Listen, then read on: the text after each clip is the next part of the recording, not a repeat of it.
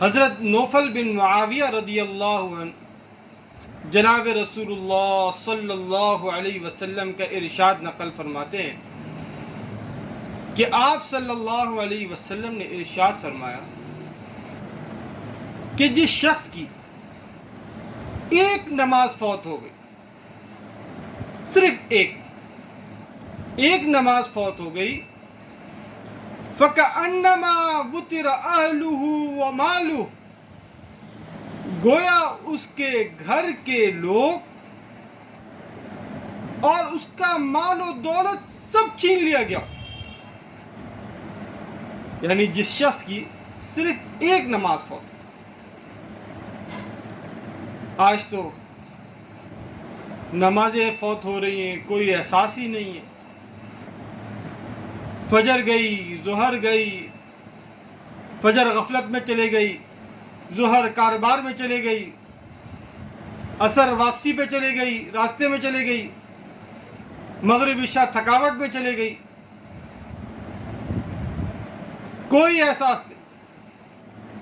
آپ صلی اللہ علیہ وسلم نے ارشاد فرمائے ایک نماز جس کی فوت ہو گئی، فَكَأَنَّمَا وُتِرَ أَهْلُهُ وَمَالُهُ، گویا وہ شخص ایسا ہے جیسا اس کا مال و دولت اور گھر بار سب چھین لیا گیا۔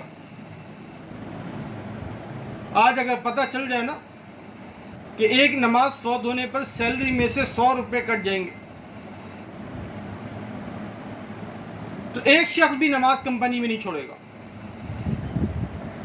نماز کے وقت پوری کمپنی مسجد میں ہوگی، صرف 100 روپے کٹنے پر۔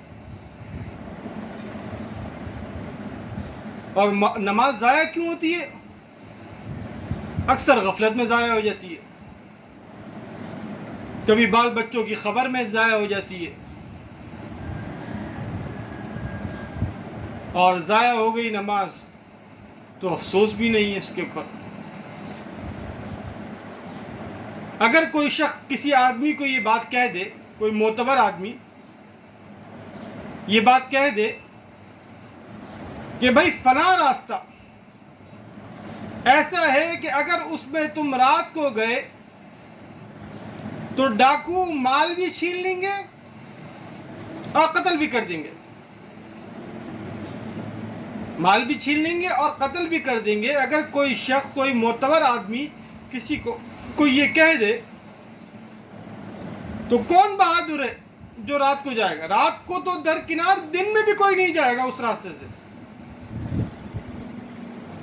دن میں بھی احتیاط کریں گے کہ نہیں بھائی ہو سکتا ہے وہ ڈاکو، رات کے ڈاکو دن میں نہ آ جائے۔ تو جناب رسول اللہ صلی اللہ علیہ وسلم کا پاک اور سچا ارشاد کہ جس کی ایک نماز فوت ہو گئی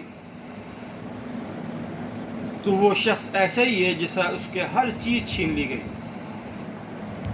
ایک شخص محنت کرتا ہے، کاروبار کرتا ہے، ملازمت کرتا ہے، کرتے کرتے ایک مقام پر پہنچ جاتا ہے، اسی طرح کاروبار کرتے کرتے ایک بڑے مقام پر پہنچ جاتا ہے، خوب بزنس پروفٹ دے رہا ہے اب،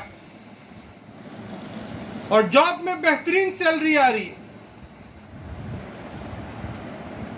اب معلوم ہو جائے کہ میں نماز چھوڑوں گا تو یہ جاب سے نکال دیا جائے گا، یا جو کاروبار میں کر رہا ہوں یہ سب چھین لیا جائے گا مجھ سے۔ کوئی شخص دنیا میں ایسا نہیں ہوگا کہ وہ نماز چھوڑ دے اب، کیونکہ دنیا کا نقصان تو ہمیں نظر آ رہا ہے، اور آخرت کا نقصان جناب رسول اللہ صلی اللہ علیہ وسلم نے اپنی سچی زبان سے بیان فرما دیا کہ آخرت کا اتنا نقصان ہے ایک نماز چھوڑنے پر۔ اللہ تعالی ہمیں نمازوں کی پابندی کرنے کی توفیق عطا فرمائے۔